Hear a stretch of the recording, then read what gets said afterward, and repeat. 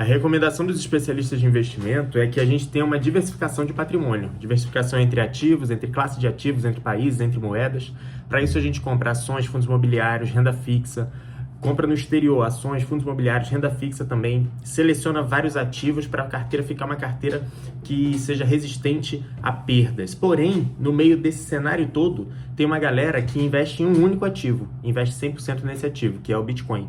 Será que essa galera é maluca? Será que essa galera tá vendo que as outras pessoas não veem? Será que todas as pessoas precisam ter um pouquinho de Bitcoin na carteira? É sobre esse tópico que a gente vai conversar no vídeo de hoje. E para isso, eu separei 5 motivos pelos quais você deve ter um pouquinho de Bitcoin na sua carteira de investimento. Vamos lá.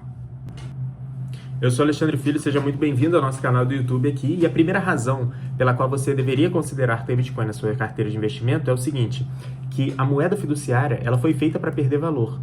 É público que os países têm metas de inflação ao longo do ano. E o que é essa inflação? Nada mais é do que o reflexo do aumento da base monetária de dinheiro. E o que é o aumento da base monetária? Nada mais é do que imprimir mais dinheiro. Quanto mais dinheiro em circulação, menos valor essas notas têm.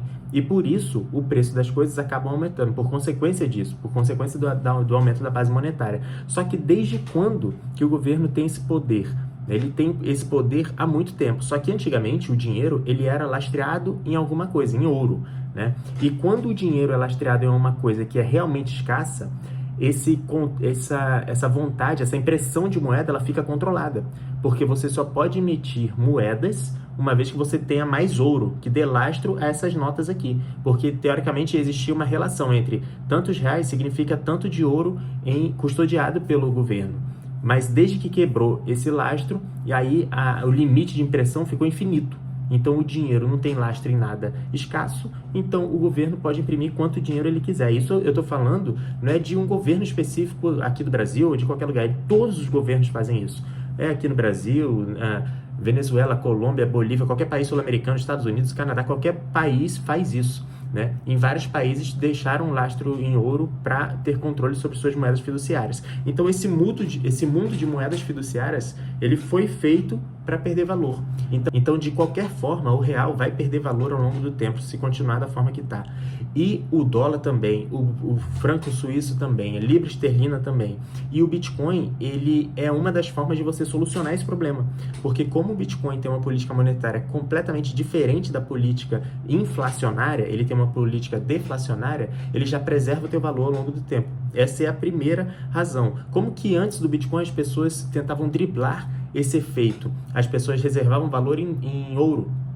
Então é muito comum que famílias extremamente ricas antigamente guardavam ouro físico, né, ou obras de arte, que preservava valor ao longo do tempo. Porém, hoje, nos tempos que a gente está conversando aqui, a gente tem o Bitcoin para fazer isso. Então essa é uma das primeiras razões que você pode considerar para botar o Bitcoin na tua carteira. E a segunda razão é o seguinte, o Bitcoin tem uma oferta limitada. Foi um pouco do que eu comentei contigo agora, né, no finalzinho. É o seguinte, o Bitcoin tem uma política monetária, vamos dizer assim, completamente inversa da política da moeda fiduciária. Ele é deflacionário. Ele tem definido matematicamente em código, desde o primeiro dia do seu funcionamento, a quantidade de Bitcoins que seriam impressos, vamos dizer assim, até o final desse ciclo de impressão de moedas, né? E essa política, esse controle monetário já está definido desde o primeiro dia. Então não tem ninguém controlando a oferta de moeda ou dizendo assim, olha, por conta da situação atual, a gente vai ter que mudar essa política monetária aqui e tal e imprimir mais moeda. Não tem isso. Então, esse segundo ponto, ele dá muito valor para o Bitcoin, porque se você pega uma moeda que ela não sofre interferência de terceiros, de Estado, de governo, de outro Estado, de outro governo, de outro país, em cima do país ou de quem controla o Bitcoin, que ninguém controla o Bitcoin, isso dá um valor absurdamente alto. E quando você compara uma trajetória de moeda fiduciária com uma trajetória de uma moeda deflacionária, como o Bitcoin, é como se o Bitcoin não tivesse teto, limite. Por quê? Porque a moeda fiduciária ela não tem fim. O limite de queda dela é infinito, né? E uma vez que a moeda chegue a um ponto que não vale mais nada, o governo vai lá e cria uma outra moeda, como já aconteceu aqui no Brasil por diversas vezes, até a gente chegar no plano real. Então, essa segunda razão é um motivo que ele, por si só, já tem várias pessoas que, quando começaram a enxergar esse lado do Bitcoin, começaram a migrar suas carteiras para deixar 100% Bitcoin e uma reserva ali na moeda local para a pessoa resolver alguns problemas. Então, olhe com bons olhos para esse ponto aí. E a terceira razão que eu separei para falar contigo aqui é o seguinte: a performance do Bitcoin nos últimos anos supera a performance dos maiores ativos do mundo. De vários ativos, dos índices, bate todos os índices. Índice da bolsa de Nasdaq, do S&P 500, do Ibovespa, qualquer uma, bate tudo. Ah, Alexandre, mas só que histórico de rentabilidade não é rentabilidade futura, não significa rentabilidade futura, e eu concordo plenamente contigo. Só que é o seguinte, se você entendeu, ó, primeiro ponto que eu falei contigo, o segundo ponto de oferta limitada, o terceiro ponto de, o histórico de rentabilidade dessa moeda tá grande, né? Além disso, junto com esse histórico de rentabilidade, você pensa ao longo dos anos, eu não vou nem muito longe, nem há 15 anos atrás, vamos falar de 5 a 7 anos atrás. Quantas pessoas conversavam contigo sobre Bitcoin? Quantas pessoas no teu ciclo social falavam de Bitcoin? Então é natural que, com o passar do tempo, assim como a adoção de tecnologias em geral, internet e outras coisas mais, as pessoas conheçam um pouco mais, são apresentados a essa nova tecnologia, outros serviços são desenvolvidos em volta dessa tecnologia, outras plataformas são desenvolvidas para melhorar os serviços que envolvem essa tecnologia. Então, tudo em volta do Bitcoin está crescendo junto com a tecnologia. Além disso, mais pessoas têm conhecido o Bitcoin. Esses fatores são importantes para valorização dessa moeda ao longo do tempo também. Os fatores anteriores que eu te falei, eles por si só, na minha concepção, já são suficientes para elevar o valor de Bitcoin. Não necessariamente pelo Bitcoin, mas por conta da trajetória da moeda fiduciária. Porque uma vez que tu faça conta em moeda fiduciária, seja dólar real, franco suíço ou qualquer coisa nesse sentido, e essas moedas estão programadas para perder valor, só do Bitcoin se manter com o valor que ele tem, que é um Bitcoin, naturalmente ele vai valer mais nessa moeda que está sendo impressa cada vez mais. Né?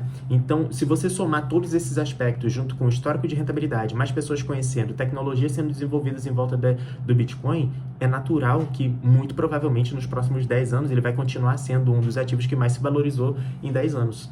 Então, considere essa possibilidade também para botar no teu radar e ver se faz sentido para você comprar um pouquinho de Bitcoin para botar na sua carteira. E a quarta razão que eu separei para falar contigo aqui é o seguinte: você realmente controla esse seu dinheiro, esse seu Bitcoin.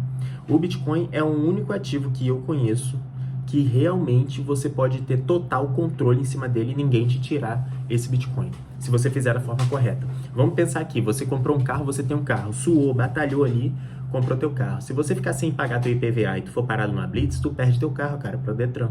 O Detran vai levar teu carro pro parqueamento e aí vai ser uma dor de cabeça do cacete para você recuperar o carro, um negócio que já era teu. Né? Um negócio que já era teu. Da mesma forma a tua casa, se você tiver uma casa, batalhou ali, fez um negócio tal, financiou, se você não conseguir pagar, é possível que ela vá a leilão, você perca também.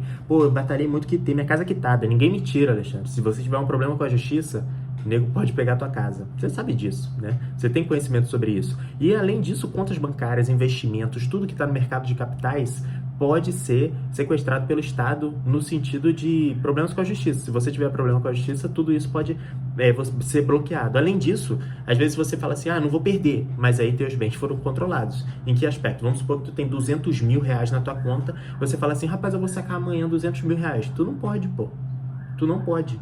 Tu vai lá no banco, o cara vai falar, não, que isso, tem que ter autorização, tem que agendar, você tem que sacar no máximo 50 mil, tem que ligar para o gerente de não sei da onde, você tem que ter um relacionamento com o banco, o dinheiro já é teu, cara, você já colocou tudo lá, você não tem acesso a tudo que é teu. E você vai descobrir isso ao longo da vida caso você ainda não tenha esse conhecimento. Mas isso é a maior verdade do mundo. Com Bitcoin não é assim, cara. Com Bitcoin, se você tiver agora 10 milhões de dólares em Bitcoin e quiser mandar agora para uma pessoa que está na Austrália, você manda. Você manda por meio da blockchain. Sem precisar de limite, de autorização de ninguém.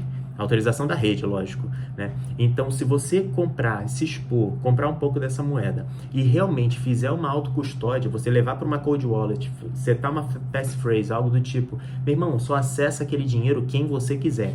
Eu quero deixar para minha esposa, você deixa uma cópia com ela.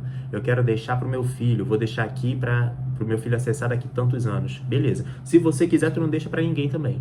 Então, esse ativo é o único ativo que você tem essa possibilidade, que realmente é seu. Se você sair do país, tu leva ele na tua cabeça, tu leva anotado no papel, tu leva para lá e recomeça a tua vida.